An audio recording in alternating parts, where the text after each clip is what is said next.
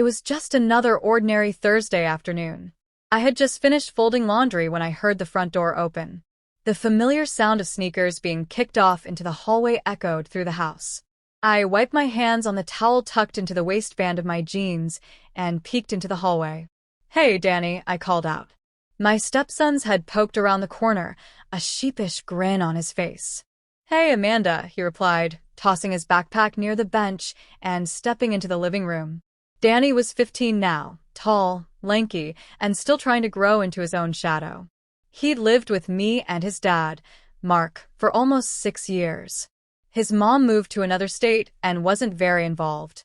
Over time, I'd become the person he came to for everything: school projects, forgotten lunch money, girl advice, even the occasional haircut emergency. "You okay?" I asked. He looked a little more flustered than usual. His cheeks were pink, and his eyes darted toward his waist before he sighed.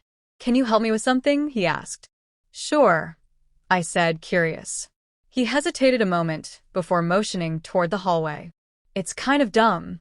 My belt got stuck. Like really stuck.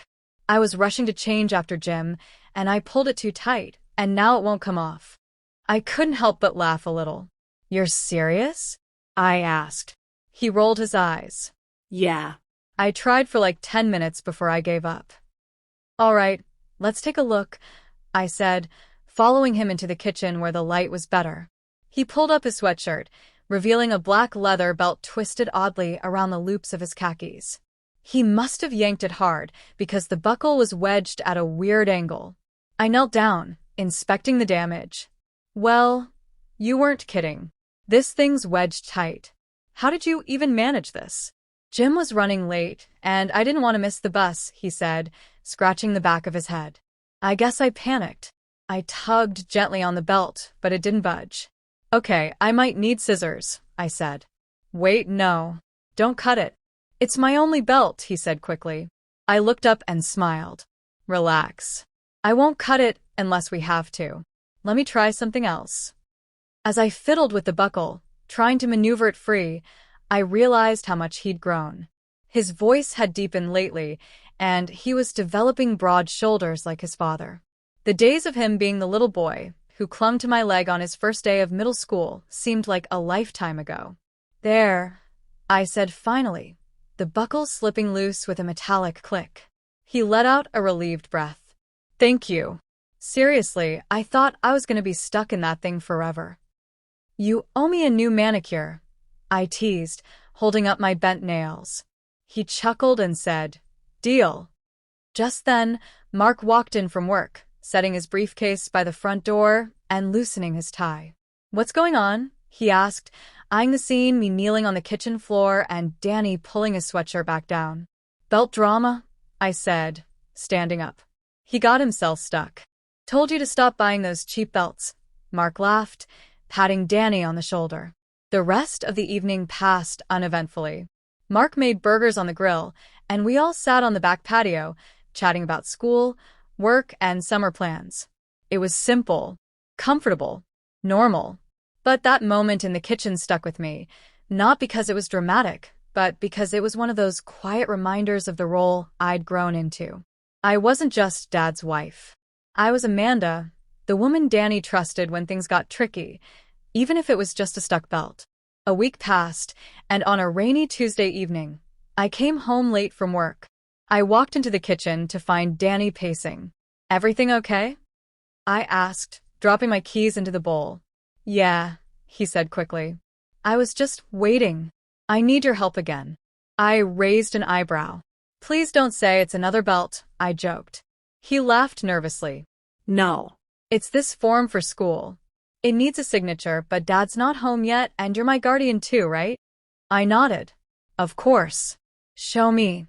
He handed over the paper, and I scanned it. It was a field trip permission slip. I signed and handed it back. "You're all set," I said. But he didn't leave. He stood there awkwardly, shifting his weight. "What is it?" I asked. He glanced at the floor. "Can I ask you something? And you have to promise not to laugh." I crossed my arms, intrigued. "Okay, I promise." He took a deep breath. "There's this girl in my math class. I think she likes me, but I've never been on a date before. I don't know what I'm doing. My heart softened.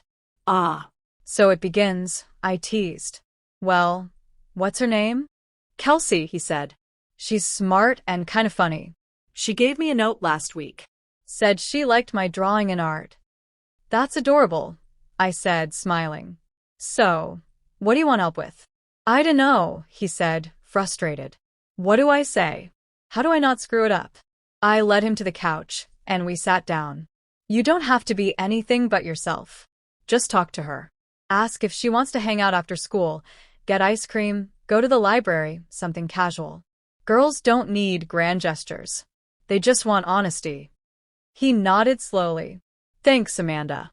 It's weird, but I kinda wish you were my real mom sometimes. You always know what to say. I felt my throat tighten. That means a lot, Danny. Really? I know I'm not your mom, but I'm here. For whatever you need. He gave me a quick hug and I squeezed him tight. More weeks passed, and Danny grew more confident. He came home smiling more often. One day, he even brought Kelsey over to meet us. She was sweet and shy, and I could tell she genuinely liked him. Mark and I exchanged proud glances over dinner. Watching Danny become his own person was one of the most rewarding parts of my life. One evening in early spring, Mark had to fly out for a conference. Danny and I stayed home, and after dinner, we played cards at the table.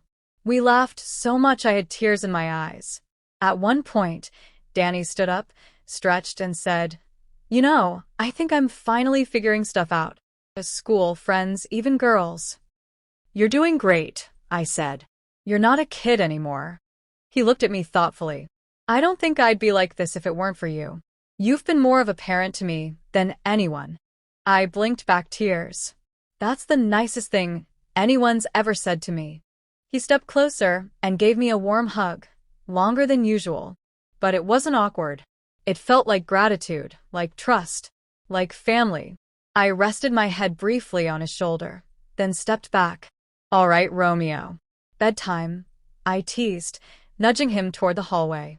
He laughed and said, Night, Amanda. As the house fell silent that night, I lay in bed thinking. I never expected to raise someone else's child. When I married Mark, I thought I was just gaining a husband. But I got so much more. I got Danny, an unexpected, beautiful bond. He had his struggles, sure. But he let me in. Trusted me. And I never took that for granted. Months went by, and life kept rolling forward. Danny made the soccer team.